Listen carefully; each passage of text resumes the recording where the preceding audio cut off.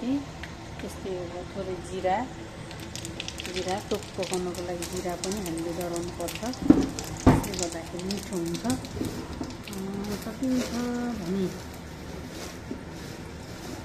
सकिन्छ भने तपाईँहरूले तेजपत्ता पनि राख्न सक्नुहुन्छ।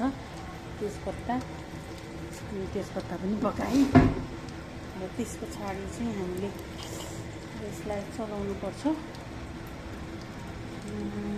सबै चलाउँदै जाने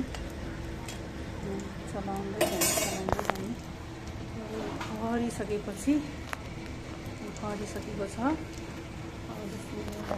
अब मैले चाहिँ अब प्याज लगाउँछु।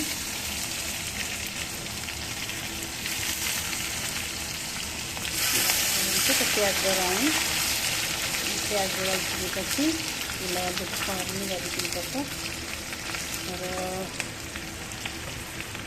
प्याज हरियोस्।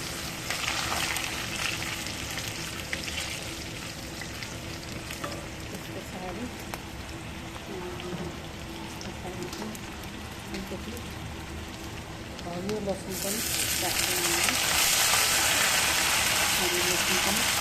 हरियो लसुनले स्वादलाई अलिकति फरक पार्छ, टेस्ट छिटो आउँछ। हरियो लसुन पनि हामीले छोडेर राख्छौँ।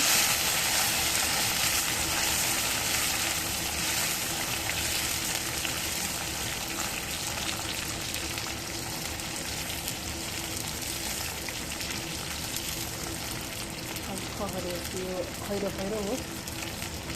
खैरो भइसकेपछि चाहिँ यो खैरो बनाइसकेपछि मात्रै अनि यसमा हामीले गोलभेरा राख्छौँ।